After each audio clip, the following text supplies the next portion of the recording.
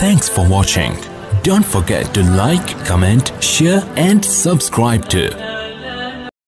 मुसलमानों में अल्लाह ने ज़कात का जो सिस्टम रखा है, अगर ये सही तौर पे ये सिस्टम चलता और मुसलमान जिस जिस पर ज़कात फ़र्ज़ है पाबंदी से हिसाब लगाकर वो ज़कात निकालते, अल्लाह गवाह है कि मुसलमानों में से कोई भी शख्स सड़क पर भीख मांगने वाला फ़कीर आपको नहीं मिलता।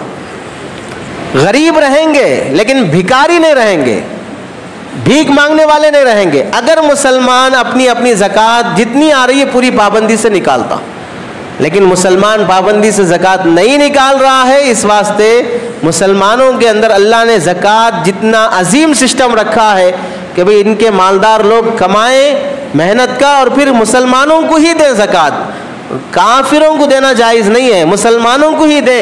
इतना अच्छा सिस्टम ज़कात का रखा है, उसके बावजूद भी मुसलमानों में ही इतना बड़ा तबका भिखारियों का है, गरीबों का नहीं, भिखारियों का है जो भीख मांग के गुजारा कर रहे हैं।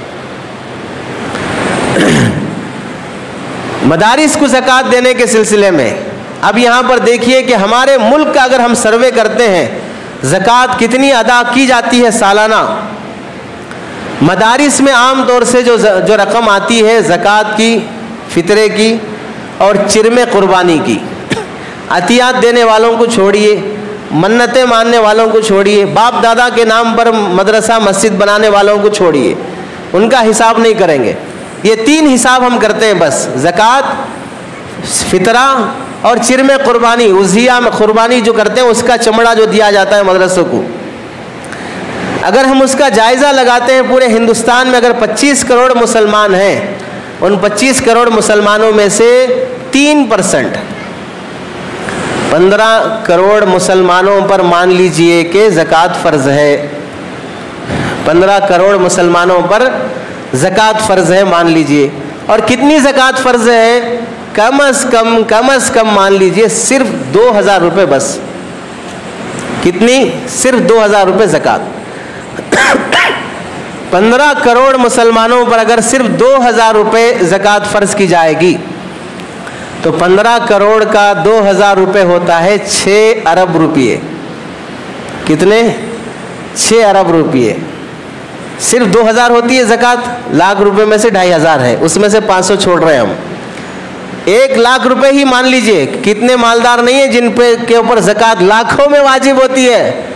हम तो बोल रहे हैं पूरे मालदार जो भी हैं 15 करोड़ मुसलमानों पे ज़कात फ़र्ज़ है और वो कम से कम मान लीजिए सिर्फ 2000 रुपये फ़र्ज़ है, ज़्यादा नहीं है तो 25-25 हज़ार, 50-50 हज़ार फ़र्ज़ होती है, लाख रुपए फ़र्ज़ होती है।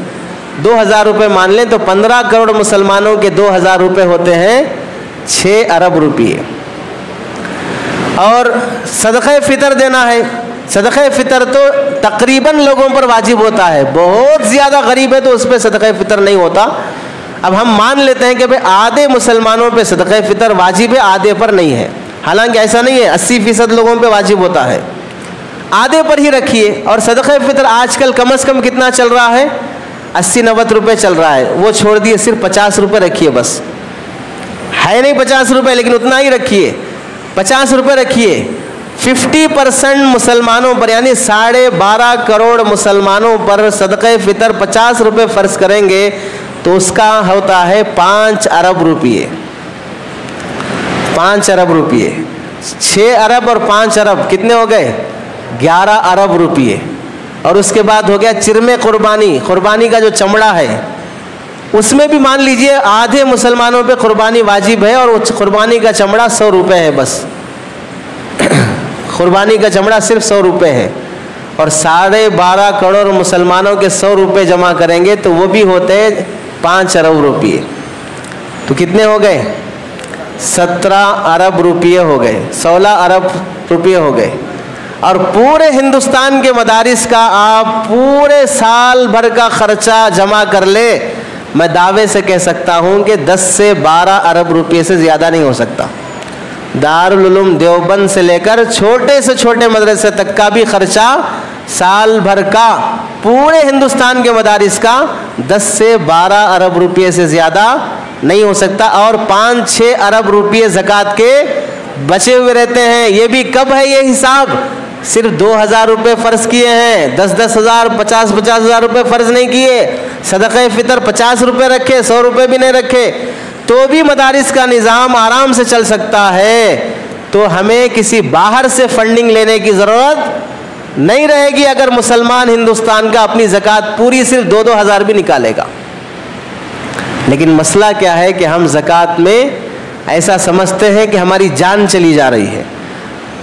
अगर ये हिसाब वाक़ईतन ये हिसाब बिल्कुल सही है, आप कैलकुलेट करके देख लीजिए, मदारिस वालों को बाहर से चंदा लेने की ज़रूरत नहीं है, लेकिन जबकि ये समाज अपनी ज़कात कमा को निकालेगा। लेकिन लोग हर काम के पैसे देते हुए सिर्फ कमा रहे हैं, उसके अलग से आप इनकम टैक्स अदा करना तो भी आंखों से आंसू नहीं निकलते, आराम से जाते कटते आ जाते, उस पर गुजारा होता। उस पर हम शरीयत की तरफ से छूट, भाई उससे बचने के रास्ते भी बताए गए।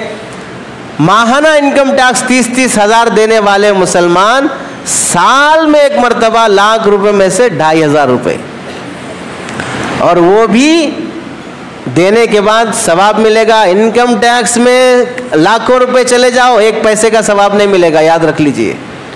इनकम टैक्स जाते वक्त नियत नहीं कर ले सकते, अल्लाह मेरी जो ज़कात है मैं इनकम टैक्स में दे रहा हूँ। फरिश्ते इतना जूते मारेंगे, कभी ख्याल भी नहीं आएगा कि इनकम टैक्स में ज़कात की नियत करूँ। तो वहाँ देते हुए आदमी को कभी भी ख्याल नहीं आता इतना इनकम टैक्स में कट रहा है। साल में एक मरतबा देने वाले अल्लाह 2,500 रुपये लेकर ये बोलते हैं, बेटा किसी को नहीं, अपनी बहन को दे दो, अपने भाई को दे दो, अपने चाचा को दे दो, अपने मामू को दे दो, खूनी रिश्तेदारों को दे दो, तुम्हारे महल्ले के मदरसे को दे दो, वहाँ बच्चे जो कुरान पढ़ रहे हैं उनको देते हुए। इनकम टैक्स में वसूल करने वाले अब्दुल कादिर जिलानी हैं, जुनैद बगदादी हैं, साबिर कलियरी हैं, औलिया अल्लाह हैं वसूल करने वाले।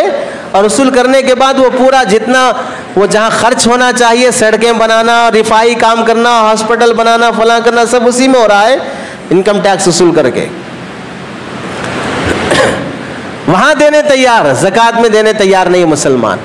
और रियल लाइफ में देख लीजिए, किसी ने मिसाल से समझाया, आप मार्केट से तरबूज ख़रीदते हैं, 20 रुपये किलो है, 2 किलो 4 किलो का ख़रीदे तो 80 रुपये 100 रुपये में तरबूज आया। आने के बाद जब उसे काटे तो जो मगज़ है वो ज़्यादा रहता या जो छिलका है वो ज़्यादा रहता है?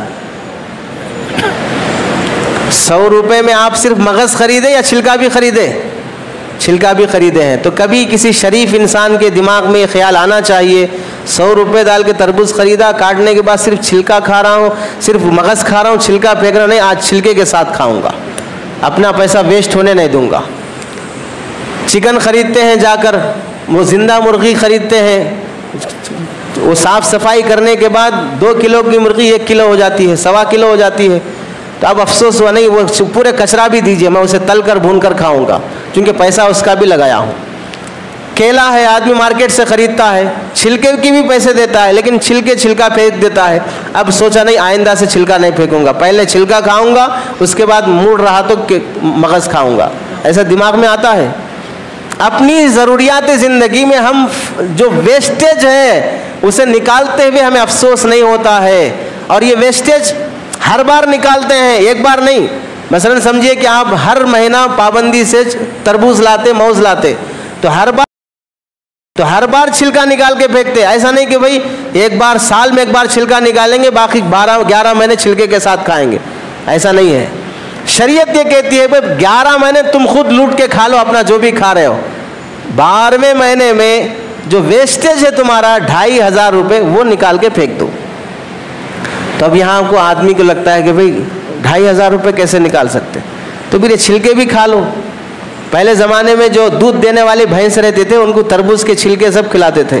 तो हम समझ लेंगे भाई दुनिया तरक्की कर गई, टेक्नोलॉजी बढ़ गई है, उस ज़माने में भैंस छिलके खाती थी, अब जो भैंस वाला छिलके खा रहा है, ऐसे समझ जाएंगे। हमारा मसला यह है कि हम लोग ज़कात की अहमियत को समझने तैयार नहीं है।